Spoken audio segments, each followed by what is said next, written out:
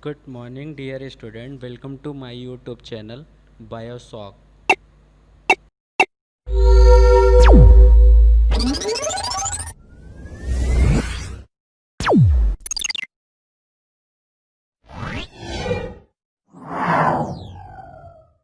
Hello dear student, आज हम NCERT post card in Hindi series में ह्यूमन फिजियोलॉजी का चौथा chapter excretory product and their elimination को डिस्कस करेंगे।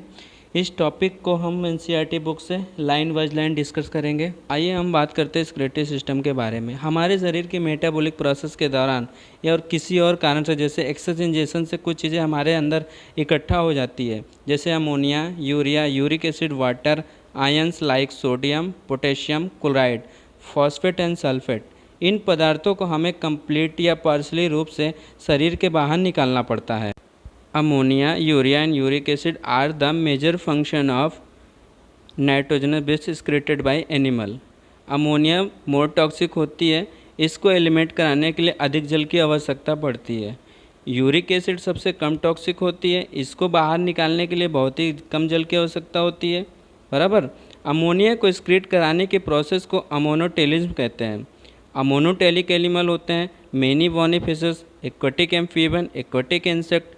अमोनिया जल में बहुत ही जल्दी घुल जाती है, इसलिए इसे सामान्यतः बॉडी सरफेस या गिल सरफेस यानी फिश में के द्वारा अमोनिया माइन के रूप में एक्सक्रीट कराते हैं। अमोनोटेलिज्म में किडनी का कोई खास रोल नहीं होता है। यूरियोटेलिज्म और यूरिकोटेलिज्म दोनों टेरेस्ट्रियल एडाप्टेशन के लिए आवश्यक होते हैं, जिससे कि वाटर को कंजर्व किया जा सके। यूरियोटेलिक एनिमल जैसे मैमल्स, मेनी टेरेस्ट्रियल एम्फीबियन और मैराइन फिशेस, ये मेनली यूरिया को एक्सक्रीट कराते हैं। इन एनिमल्स में मेटाबॉलिज्म के दौरान बनी अमोनिया लीवर में आकर यूरिया में कन्वर्ट हो जाती है, इसे ओरेथिन साइकिल कहते हैं। इसके बाद इस यूरिया को ब्लड में छोड़ दिया जाता है, जो किडनी से फिल्टर होकर एक्सक्रीट कर दी जाती है। कुछ एनिमल हैं जिसमें यूरिया की मात्रा किडनी के मैट्रिक्स में बह जाती है, जिससे आवश्यक ऑस्मोलरिटी मेंटेन रहती है। यूरियोटेलिक एनिमल जैसे reptile, birds, land snail and insect, ये मेनली यूरिक एसिड का सिक्रीशन कराते हैं। ये एनिमल यूरिक एसिड को पैलेट या पेस्ट के रूप में बाहर निकालते हैं, जिससे वाटर लॉस कम होता है।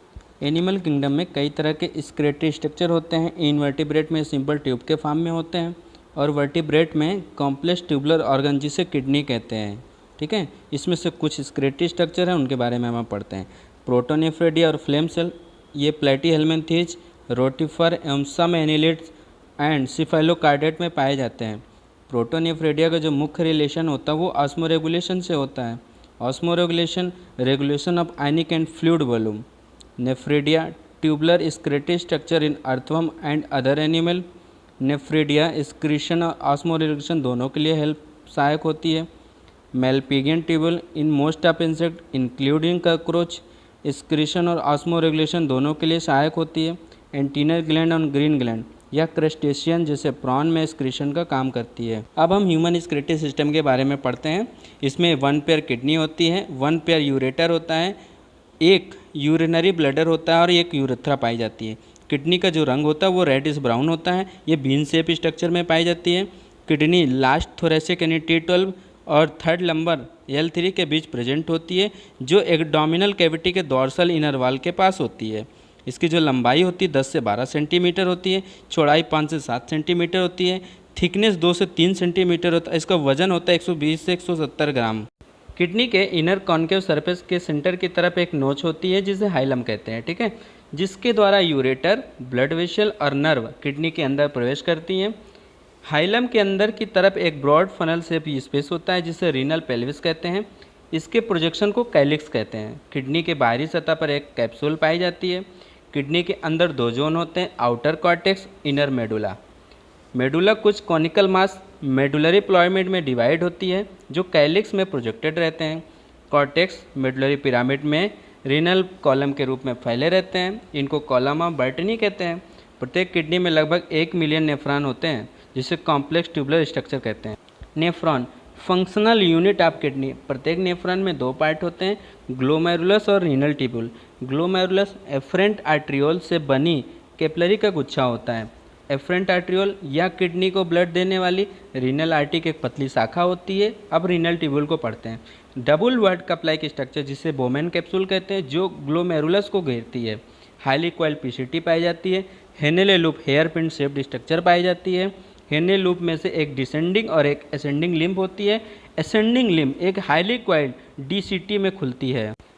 कई नेफ्रॉन की डीसीटी जहाँ खुलती है वह एक स्ट्रेट ट्यूब होती है जिसे कलेक्टिंग डक्ट कहते हैं। कई कलेक्टिंग डक्ट कवरेज होकर मेडुलरी पिरामिड के द्वारा रीनल पेल्विस के कैलिक्स में खुलती है। मैलपिगिन कार्पेसेल्स पीसीटी एंड डीसीटी किडनी के कॉर्टिकल रीजन में होती हैं, जबकि हेनेले लूप मेडुला में होता है। ये इंपॉर्टेंट है, यहाँ हेनेले लूप एब्सेंट होता है कॉर्टेक्स में, ठीक है। अब कार्टिकल नेफ्रॉन, अधिकतर नेफ्रॉन इसी प्रकार के होते हैं। इसमें लूप ऑफ हेनले छोटा होता है और बहुत थोड़ा सा मेडुला में फैला होता है। कार्टिकल नेफ्रॉन में वसा रेक्टा अनुपस्थित होता है या बहुत कम पाया जाता है। जस्टा मेडुलरी नेफ्रॉन, कुछ नेफ्रॉन में लूप ऑफ हेनले बहुत लंबा और मेडुला में गहराई तक फैले होते हैं। ऐसे नेफ्रॉन को जस्टा मेडुलरी नेफ्रॉन कहते हैं।